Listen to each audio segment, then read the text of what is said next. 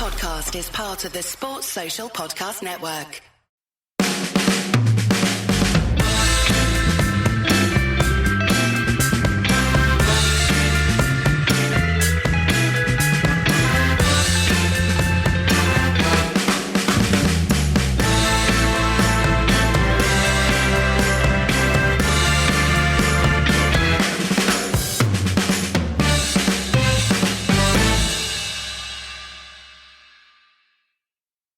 Okay, Daniel, you're back in Blighty, having had what sounds like a fun trip to Ghana over Christmas and New Year.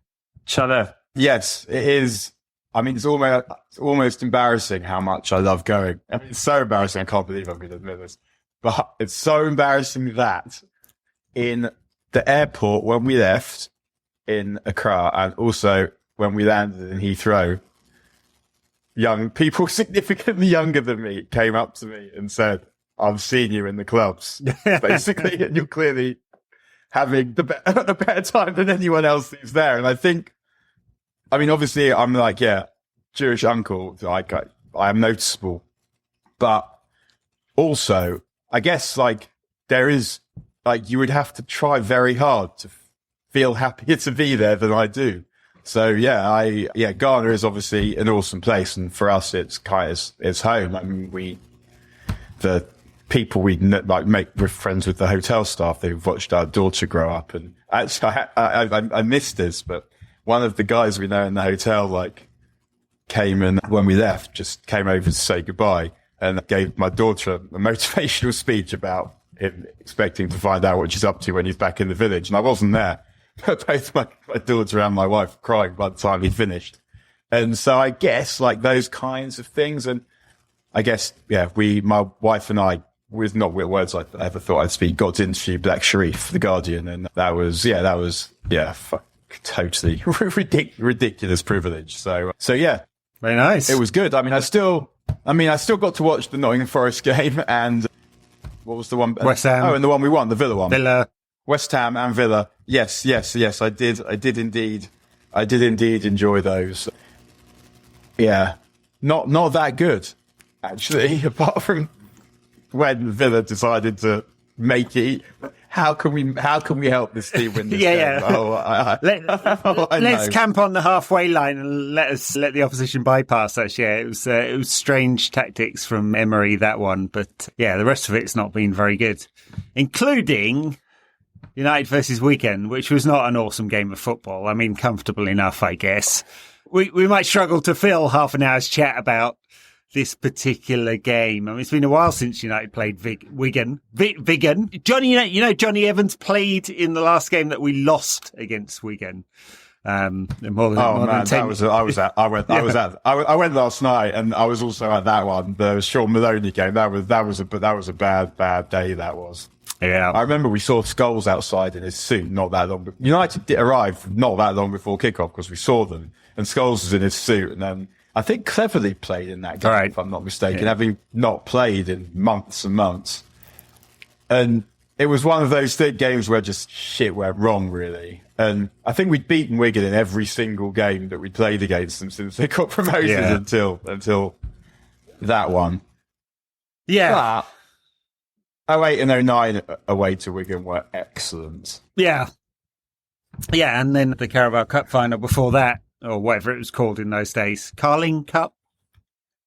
I missed out. I was in South Africa for a friend's wedding, and I remember at the time thinking I'd sort of quite pleased to miss it, because the idea of, like, watching them, I think I was probably aggravated with them for the 2 years previously, and watching them cavorting round after thrashing Wigan while Fergie made a twat out of Rude, even though it had to be done. Just like that whole experience would sort of, I didn't mind missing that. Yes. Well, I was going to say it's easy to forget what Rude had achieved before then, but no, it's not easy to forget that at all. But yeah, rather undignified to be unceremoniously dropped like that by Fergie for that particular game. But yeah, 20 years on, or whatever it is, 18 years on, Wigan, I guess they're thankful just survive. I mean, there have been times over the last 2 years where they might not have survived as a club after Dave Whelan died. They had a lot of financial problems. They've been deducted points. They're now in League One, been taken over by a sort of consortium of local businesses, and look like they're sort of in a position to re-establish themselves at A level. I doubt it'll be in the Premier League anytime soon. But yeah, so them just being alive is good for them. Yeah, and I mean, they're actually, I guess I hadn't thought about it like that, but when you say that, they sort of remind you of how great the Cup is, because I bet, and maybe I'm wrong, but I bet most Wigan fans would happily accept everything that's happened to them since they won the FA Cup for winning the FA Cup that day. Yeah, probably. I mean, for sure, yeah. And what a day it was also. Like, the way that extended Fergie's retirement party was so good. Yes, thank you, Wigan. Yeah. I mean, I was going to say yesterday, but Monday. It was yesterday. Yeah, I'm losing the run of myself here, but that was their highest attendance at the DW Stadium for 10 years, which gives a kind of sense of the malaise they've been in for a little while. They were rather small time about it as well. I always think it's kind of, very small-timey club to be cheering loudly every misplaced pass or misplaced shot from the opposition. I mean, we had 34 of them yesterday, and most of them were misplaced, so there's quite a bit of cheering from the Wigan crowd. Yeah, we didn't emit very strong good football team vibes, I didn't think. No, not really. Yeah, I United, or this incarnation of United, is pretty good at like playing down to the level of the opposition. So I have to say I didn't have a whole lot of hope before the game that we were suddenly going to string together 5 or 6 goals and a magnificent performance or something like that. I kind of expected about what we got, which was never in doubt. And, Bruno conveniently finding a toe to fall over was helpful in making sure it was nice and easy and all of that. So it was a penalty, though. Yeah, for sure. It's still a foul. Yeah, it's just like, I didn't really like, because we were down the side and we were towards the other end, and even from there, like, and it's kind of like quite an oblique angle. Yeah. I felt like when we talked about, we saw exactly what happened, and from basically the whole length of the picture where it was obvious what had happened. So it was weird that would be one that would even be discussed. But everything has to be. It's the same thing. Yeah, everything has to be. I mean, if someone pulled out a shotgun in the penalty area and blew the striker's head off. Like in the Last Boy Scout. People would debate whether that was a penalty or not. The merciful thing was the referee made the decision and then it was a penalty, and we didn't have 8 minutes of faffing around with VAR to decide whether we would argue about it afterwards anyway. So... that was refreshing, the absence of VAR. And what was also refreshing was a winger going on the outside. I mean, it's absolutely nuts that apparently Garnacho's brother tweeted that after Villa that he'd never played on the right wing in his life. Find that so hard to believe, but I guess why would I not believe it if he said it? I mean, I thought it was weird that Ten Hag waited so long before trying him there. Yeah. But I think that might be his position. Because, certainly in this incarnation of United, I mean, for United right now, that's the best thing for him, isn't it? But I think just in general, like, we've got this centre forward who never gets to the ball. How are we gonna service him? Mm-hmm. And you need wingers that want to cross early. And the thing with Garnacho is he's so quick over the first 2 or 3 yards. Even if the opposition have a left back who is bigger than him, and that's the only way they're really going to properly be able to stop him is by being bigger, and there aren't that many of those around. He's still so quick, and because what happened in the first sort of 20 minutes of the game, he'd get the ball on the right and he'd try and cut in on his left, and he'd sort of be trying to go across the face of the box, and you've got to beat 2-3 men, you're getting your shot blocked, or it's going off target and flying, like you're slicing it most of the time anyway. I mean, obviously he later hits the bar doing that, but as soon as he realises that he can just beat the guy on the outside every time, you've only got to beat one man and you're in. Once then, you've got the defenders facing their own box. And that is how you need to service that defender. And particularly if you've got Rashford on the left, who is not a winger. Then if you've got Anthony also wants to come inside, suddenly you're very narrow and you're not getting balls into the box, because also your fullbacks aren't great at doing that either. And someone who can get down the outside of a team is useful. And I know Garnacho's a good finisher, but when you play on the right, he was going, when you play on the left, you're kind of running diagonally towards the goal. When he played on the right, he was sort of running laterally across it. So as soon as he started trying to go down the outside, the whole game changed. Yeah.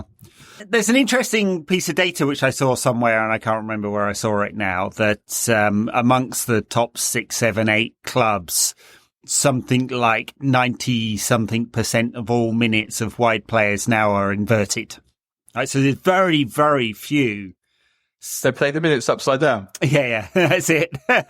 Like right on the left and left on the right, footed, that is. And it is very, very rare now amongst the top teams to find a sort of traditional winger who's going to go on the outside and get a crossing. And we've seen this in part when everyone's looking at Pelistri and he comes on and he's very direct and he has a few positive performances but barely ever gets a chance. And we're all kind of thinking to ourselves, why? And a part of it is tactical. And I think that's why Ten Hag's been so reluctant to try this, try Garnacho on the right and see what happens. And it's you're right. It's much easier for him to go on the outside and play the role of creator now, and more difficult for him to play the role of finisher. Although I suspect, like he did yesterday, he'll drift into sort of attacking areas and come up with opportunities anyway. So for the moment, it feels like a good solution for United. I mean, certainly going to be more productive than fucking Anthony there. Oh, I mean, playing Anthony, not fucking him. Yeah. Here are 10 men for United and Anthony getting fucked by someone just for your entertainment. It's worth trying it, and we'll see what happens in games that aren't of the standard. We've got Spurs coming up next week. At Old Trafford, would he play both Rashford and Garnacho, very, very direct players in those forward areas, or is he going to be more likely to revert back to Anthony? I don't know. Well, he can't drop Garnacho. I mean, I feel like with Rashford, I'm at if someone offered proper money for him, I'd take it now. And I don't say that with any joy in my heart. And it's not because he was dreadful last night, although he was dreadful last night. Is that I can't envisage a situation where he's ever consistent.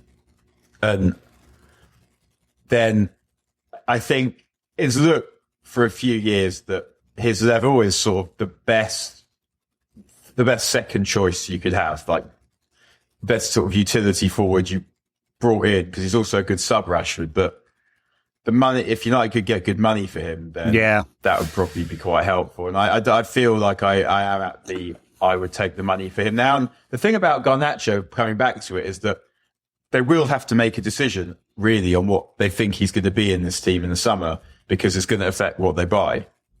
Yes, it will. I mean, the other two things affecting what they buy in those wide forward areas are Rashford and his contract, which makes a sale kind of unlikely, given that the size of wages he's earning now puts him into 5 or 6 clubs in Europe that could afford him. And most of those are in the Premier League. So it's basically, it's Paris, isn't it? If Paris want to replace Mbappe with him, then they could do it for sure. And if they don't, then we'd probably be stuck with him, which is not a dreadful outcome. But if Garnacho does turn out to be a right winger, I'd definitely be wanting to sign him some very serious competition for the left. Yeah. I mean, I think the other thing with Rashford is obviously he's homegrown, and the club generally have been reluctant to release homegrown players without. Partly it's because you need enough homegrown players in your squad, just on eligibility rules and UEFA rules and stuff like that. And partly he's one of our own, but it's emotional connection. Yeah, this is now the third year out of 4 in which he's been dreadful. The blip was last year when he was great for most of it, except right at the back end of the year. So I don't know. Is this the real Rashford and the one where he scored 30 goals a season, like, unusual? I mean, statistically, that's true. Or is there something that's been holding him back, injuries in the 2 previous campaigns, and something else this year that we don't know? I don't know it. I mean, it's not. Yeah, we've had more than 6 months this season now, and Ten Hag has not been able to get something more out of him. And it might not just be Rashford; it might be emotional, personal, tactical as well. that are all playing into his lack of performance. But it's definitely a lack of performance, and he was pretty crap last night. And I don't remember the last time he was actually very good. Villa. I do. Villa. He was excellent. Yeah. He was excellent against Villa. He was, and he scored a really nice goal against Forest as well. Yeah. But he was crap otherwise in that. Yeah, so very good goal. Yeah. That's it. Like he'll never be reliable. And I mean, watching the game, it kind of felt like, well, Mainoo and Garnacho are good, and the rest of them are wank. It's come to something that we're putting our store entirely in a couple of teenagers. But I mean, Mainoo again, excellent last night. I mean, I suppose not really, because they're special, and they're special, and you can see it. Yeah. It's there's the level of Wigan, okay, and we can do that caveat. But once again, Mainoo just looked completely comfortable. Every time I watch him, I kind of think that Casemiro's involvement is becoming a bit more redundant. I think for the rest of the season, trying them together will be a very nice option in terms of giving United a pretty solid base to attack from. Or maybe it just releases Casemiro, because we've seen that he's actually a good finisher and gets into the right positions and stuff like that, and just has general all-round quality, which is higher than Scott McTominay's, who's in the team solely to score goals, and he doesn't do that anymore either. But I love watching Mainoo. I mean, every time I saw him for the reserves and the academy side, he kind of stood out in terms of his quality. Not always in terms of his kind of presence, I have to say, but with a lot of younger players, they're inconsistent as well. But he always kind of felt like he was just a cut above, and always just seems to have more time than everybody else, and picks the right move in terms of his body shape and pass almost all of the time. So. Yeah, exactly. It's good, right decision. There's no understanding what needs to be done on the football pitch and when. And he wins a lot of duels as well. So. Right, and it seems to be uncanny that he would do that, except the reason why it happens is because it's timing of tackles and angles of runs. Like that one where he pegs it back last evening. Yeah. He pegged, and it's the angle of the run that enables him to do it. Yeah. And I mean, I'm sure he's got more to offer going forward as well. So keep saying this, I think, but like the idea, we almost really, like if you're making a signing for the midfield, you basically want another him. You want a kind of 6-8 hybrid who can, because you don't want to limit him to either of those positions. You want someone who can carry the ball, who can take it on the half turn, and who can pass it and tackle and all of that. You want something quite similar to him probably, because you want to make sure that you get everything you can out of him. And as you say, he did still give the ball away from the one opportunity that they created, which he also did against West Ham. So does need to watch that. But otherwise, he just looks every bit as good as we thought he was going to. Because I think that some players you see at that age and they look good. And I mean, I guess I saw James Wilson at that age and I really thought he would make it. But in general, sometimes you see players, you just see them at age group level, and every now and again you see one and you just think, this kid is making it without a shadow of a doubt. Like I remember seeing when Robbie Fowler playing for age group for England, and saw Phil Foden. The first time I saw Phil Foden, he was playing age group for England. And sometimes you just see one of those players and you just know that if they stay fit and don't get into trouble in any kind of way, then they play at the top level. And he's definitely one of those. Yeah, for sure. And a real bright spot for the second half of the season, I think, for United. I mean, there has to be, at this point, a reason to not have him in the side. And that reason could be don't want to burn him out with too many games, and especially since he's had a big injury. And for sure, that's completely legitimate. But in terms of the balance and composition of midfield, I'd want him in there as often as possible. And I really wouldn't worry about the quality of opposition when doing that. And of course, he's going to make mistakes, but he's already starting from a very high ceiling. And given the limitations of every other central midfielder that we've got, I don't know that it's like the competition in the squad that is his problem. So. Yeah, him and Garnacho, they're in the team now. That if we were playing in any kind of big match tomorrow, both of those players would play ahead of other older ones. They're in the team now, and that was always, I guess that was always something I hoped for this season. So that is, I guess, a bright spot that those two would be in the team as soon as possible, because I felt like they were coming and they were ready, and they are. We just need a a few more players now. Yeah. Being the same. I mean, I guess the one disappointment again, Højlund didn't score and he was given 2 decent-ish chances. I mean, the header is I looked it up, 0.29 XG. So maybe it was harder than it looked. Oh, it was because the speed of the ball and how quickly he's got to arrive at to even get it and get he's under under it. pressure. That was a difficult chance. The one that hit him that went off his knee felt. I mean, I only saw that once from in the ground. By the side, looked like he should have scored. Yeah, and after the sort of passion of scoring the other week and the sort of relief, it's a disappointment that he hasn't got another one very quickly. And it's not. I think the thing with him last night didn't feel just so much like the goals that he didn't score. It was that first touch needs a bit of tidying as well. It's not so dreadful that I think you're just not going to be good enough, which is what I thought after Alejandro had played a few games for the first team. I can't see that you'd ever be good enough because of the first touch. Just so not good enough. But I don't think that about Højlund. But he does need to smarten up the link play, I think. And but if he just starts, as soon as he knows that balls are coming in, he'll start making the same runs. And I think that's one of the problems over this season is haven't been any patterns of play that Højlund can anticipate to get himself into goal scoring positions. But hopefully now that we've got Garnacho putting balls in, that might change a little bit. But some of the general play yesterday, goodness me. I mean, it wasn't high standard, any of it, really. I mean, so slow. The ball just goes back forwards, and then it goes backwards, and then it goes forwards, and someone has a look, and then they have a look, and they take a step forward, and then it goes backwards. It's just like, what are you dickheads doing, man? Like, it's just they don't really understand how to get the ball through the middle of the pitch, through the second third.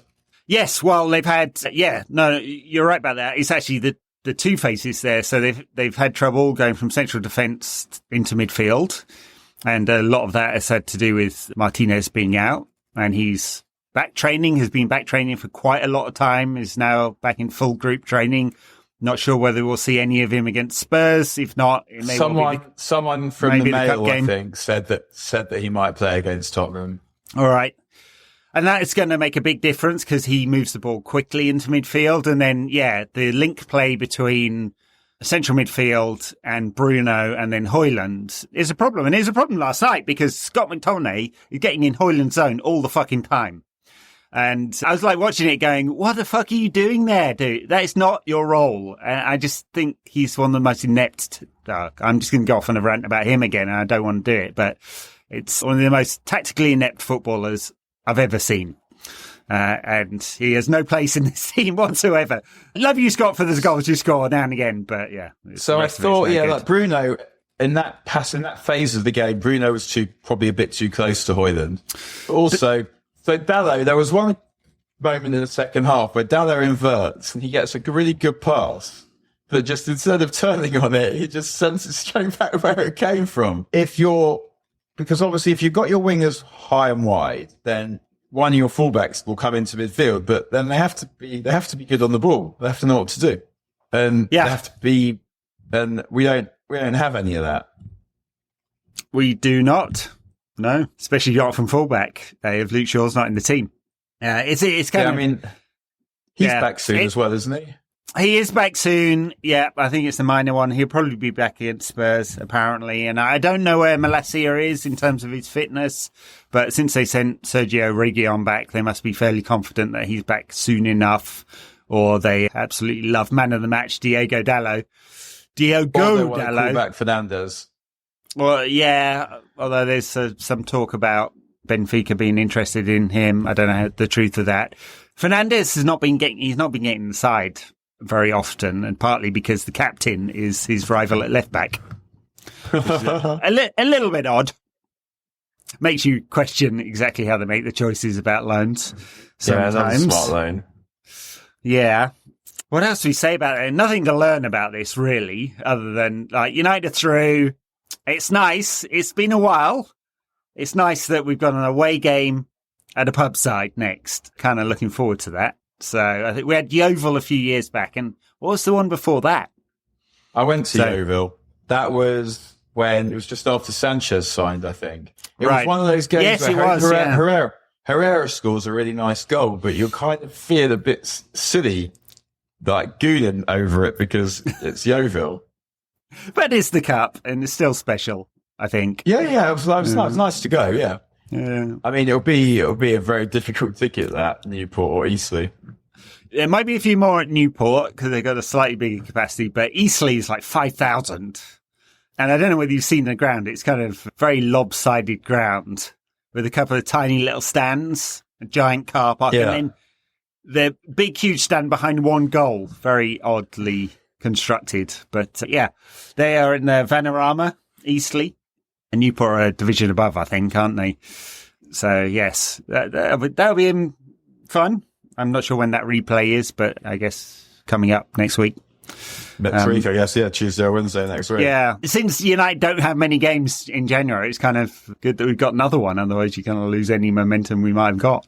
We've got Spurs next week and then nothing the weekend afterwards. So, this is kind of rolling winter break, isn't it, in the Premier League's bit? Yeah. There's not, even though, there's not much sense of momentum building, is there?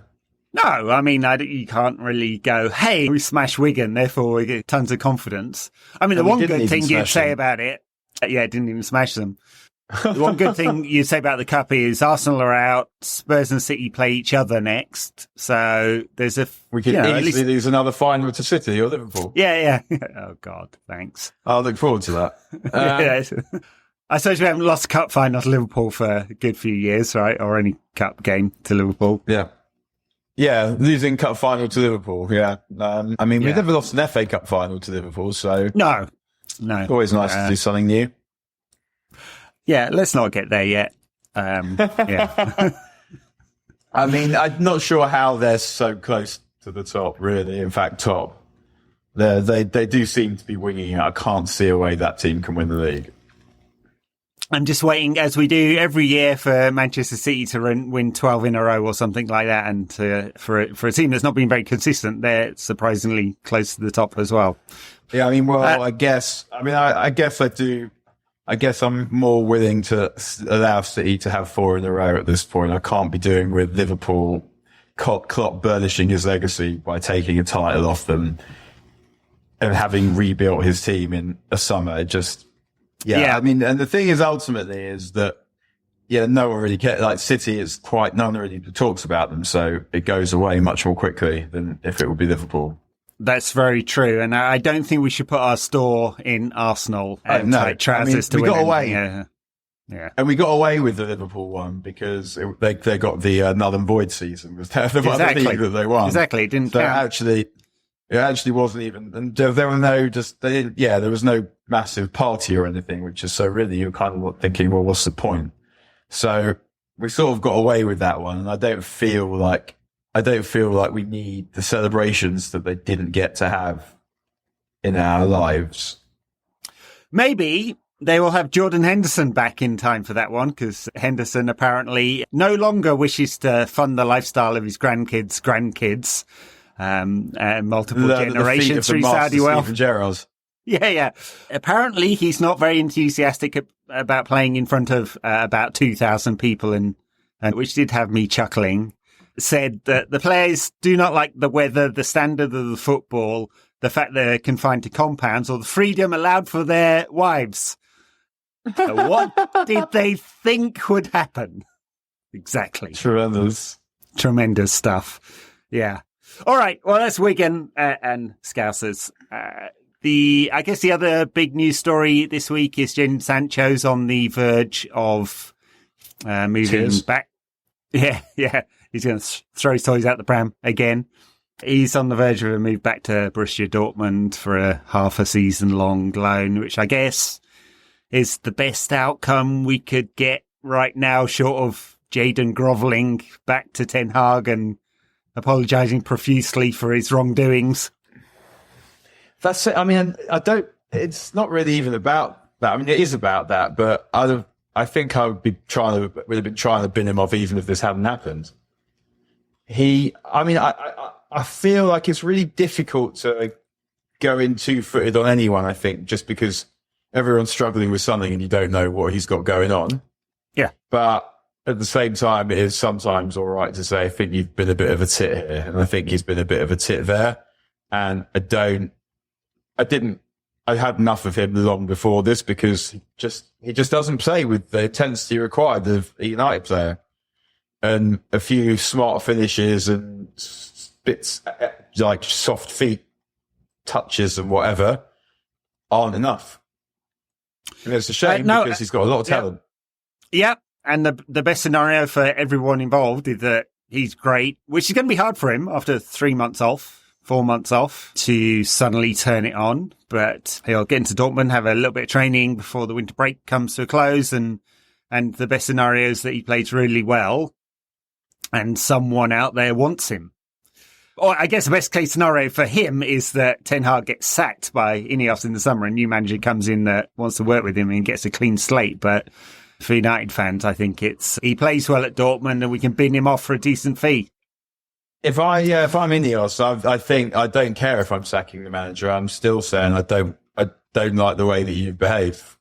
Right. It's not exactly marginal gains, is it, to have that kind of player in the squad and being able to get away with it? So I know this is that close. We're not that close to marginal gains territory. I don't think. I think we're just trying to, any kind of game.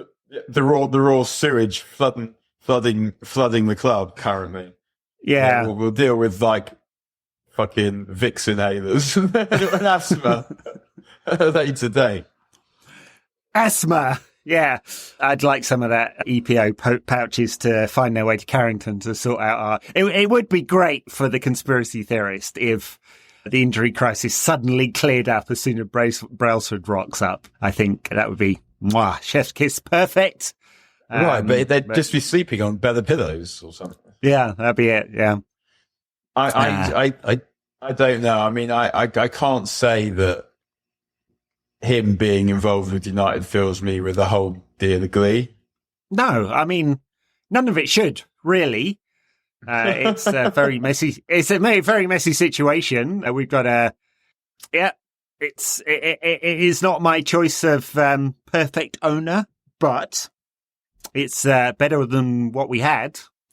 I think, or at least has the potential to be. So. 100% it's miles better than what we had. It's not, there's not, United aren't financing terrorism, for example. I'm quite pleased about that. But the whole, I guess, the whole British cycling thing I've always found slightly strange in that suddenly Britain is really good at cycling and no one wants to point out the correlation between how much money it costs to be good at cycling and how much money Britain is chucking at cycling. Yeah, we're just a nation of cycle genius. Cyclists, yeah. No. Yeah. Just no one else really gave a shit about being good at this. Australia, maybe, and a bit of Canada gave a shit about being good at this. No one else did, which is why, I mean, I'm not decrying how good, like, Chris Foy, one of the two, and Victoria Pendleton and whatever, and what's her name? Jason. Yeah. Kobbie? I'm sure they're amazing athletes and all the rest of it. Yeah, but asked. Yeah, I mean, it's for different reasons. It is a sports washing strategy. It's funded what are effectively minority sports through the lottery to get outsized gains. And it was always that. It was based on your performance. You do well enough, you win a bunch of medals, you get even more money. And it had a particularly big impact in sports that are very difficult to get world-class athletes in. And you need facilities. Velodromes don't build themselves. So, yeah, absolutely. So, yes, it'll be very hard for them Brailsford to rock up at United and suddenly turn it around like that. They're going to have to do some pretty smart stuff. At the game at Wigan, they had Jean-Claude Blanc, who's the prospective new CEO. It's definitely not been confirmed, but everyone assumes that'll be the case. Brailsford, who will be his fellow member on the football club board, and then David Gill, who seems to rock up an awful lot of matches for someone who doesn't really have a role, but hey, good for him. And some other bold chap who I didn't know. but looked rather like Brailsford. So, who knows? Bob Hoskins? Yeah, it might have been him. Might have been. Don't know. Or that bloke who shows houses on the telly. Dion Dublin. Forgotten his name. Not Dion Dublin. The other bloke before him. Forgetting his name. Who Homes Under the Hammer and all of that stuff. Kojak? Yeah. Not Kojak. Yeah. So they were all there. They are apparently, well, at least according to the Independent report yesterday, doing an 8-week assessment of United's situation, at the same time looking for a football director, which may or may not split recruitment from the football director job. It absolutely should do if you look at like United's performance and the current structure with Murtagh, or maybe it just needs a more competent Murtagh. I don't know. But we'll get some more movement on that. Hopefully plenty of time before the summer window, because it would be really crap if we headed into another window without having proper plans in place. It just doesn't feel like that will happen. The plans might not be good, like they might not sign good players, but they'll be going about things in the right way. They'll be giving themselves a better chance of signing good players, I guess. And if they do get Paul Mitchell or what's his name, or Dan Ashworth, then I guess they'll be their heads in the game already, so they'll know something about who you might want to buy. Delaney's piece in The Independent said that Dan Ashworth was reluctant, given the scope of his role at Newcastle, to leave, and it would take a very large financial offer. And I did kind of read that paragraph and think, someone's not moving to a new job without getting a pay bump and wants defined terms. I mean, that's just like everyone ever moving to another job. Yeah. And Ratcliffe has said that it'll pay what it costs. Like, this is a vanity project. This is, in its way, exactly the kind of, aside from the reasons we don't want him to be the owner, this is exactly the kind of owner you want if you're going to have one, is a vanity project. Someone who's doing it for legacy, doesn't want to take any money out. They only want to put money in because they want the team to be good and it to be because of them. Yeah. Absolutely. And this will be his legacy, a good team and a refurbished stadium. And it happens. His own money. If it happens, yeah. It's also confirmed, like, Trawlers is his own investment vehicle. So although he's using some of the Ineos sports staff, for the moment, it's Ratcliffe's personal fortune. We'll see what happens if he or they get to buy out the rest of the shares in the coming years, which, as we've noted, I think is almost certain to happen.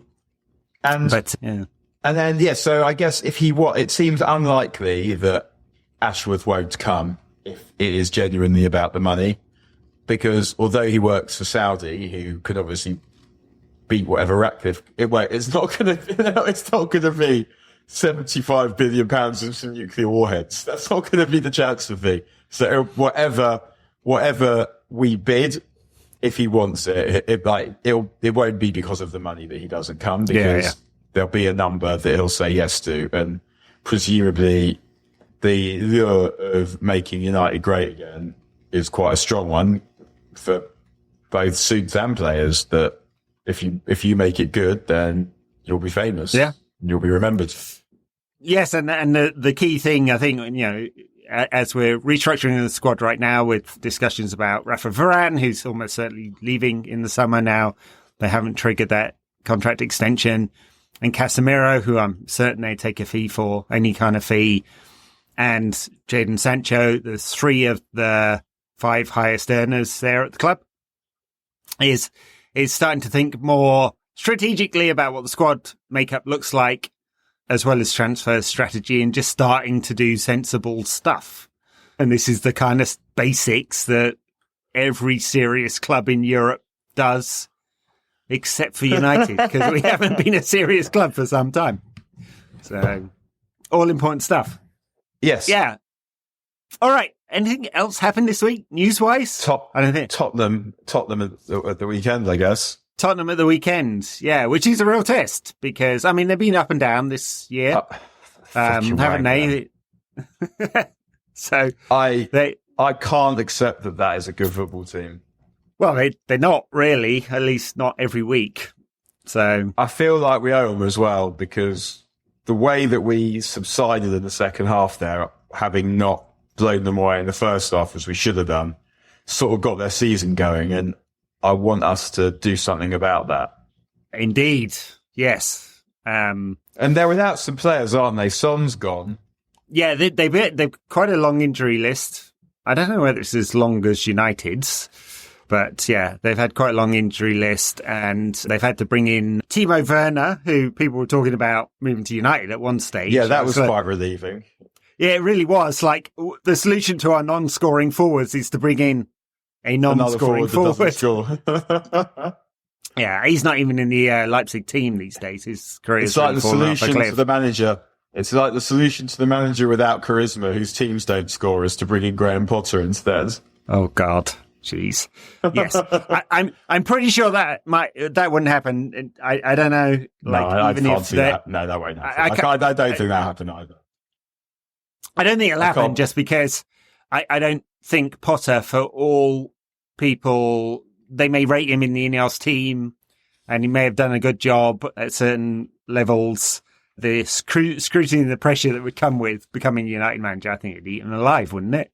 It just doesn't. I mean, imagine how metrosexual we'd have to look then. If you think about what he did when he went Chelsea, what would he then do if he went to United? Would he then, I don't know, would he then dress up like Ian Brown? I'm not sure what it would be.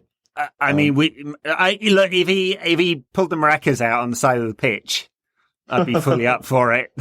we could have a segment each week critiquing his technique, couldn't we? The interesting thing, I suppose, is they've had some players who performed pretty well this season. You know, obviously Maddison was excellent early part of the season. Is he fit? One of my mates? I don't think he is. Is he? No, he's not. One of my mates who supported Tottenham said he wasn't sure who he'd take if you offered him Bruno Fernandes or James Maddison. And I've been friends with this guy for 20 years, and it just made me reevaluate everything I thought about him. It's not that I don't think James Maddison can play football, but you're comparing him to one of the best creators in the world at the moment. And but Udogie looks like he was a decent purchase as well. And Van der Ven, he's been excellent. Perhaps.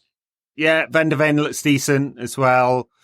I mean, Son, obviously, he's had a revival this season. He was pretty poor last season. Pape Matar, who's been good in midfield as well. So, who have they lost, though? Who's not going to be playing in this game? Son's gone to the Asia Cup, right? Yeah, that's it. Apart from injuries, and I can't actually remember who they are. I'd have to look it up. Has Senegal not qualified? Has Pape Matar not gone?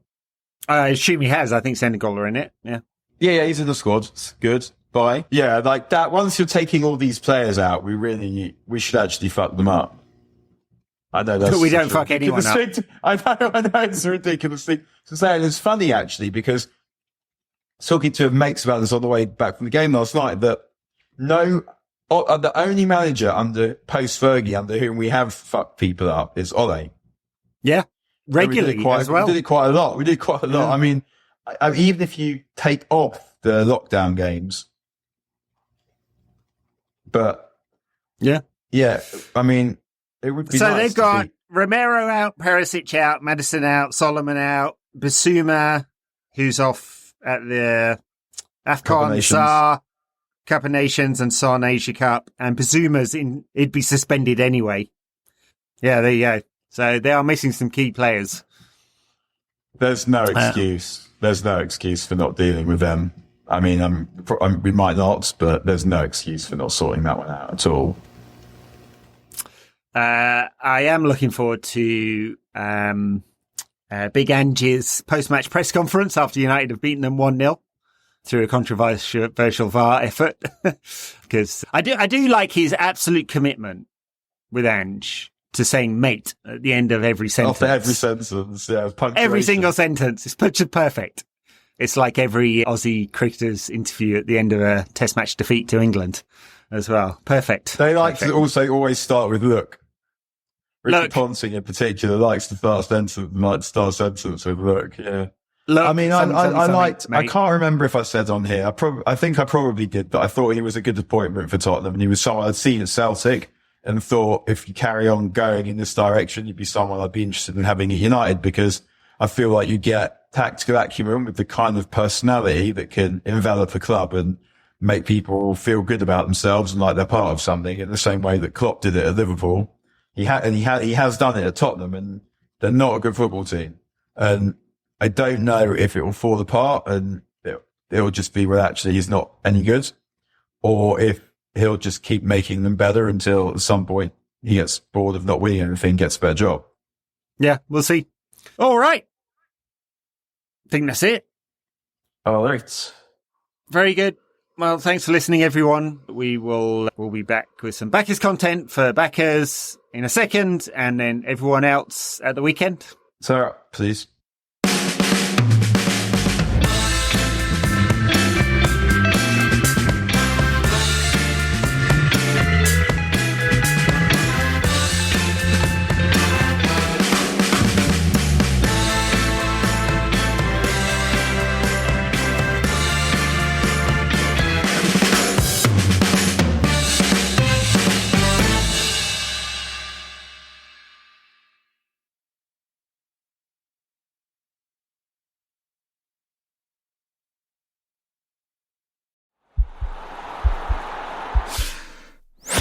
This podcast is part of the Sports Social Podcast Network.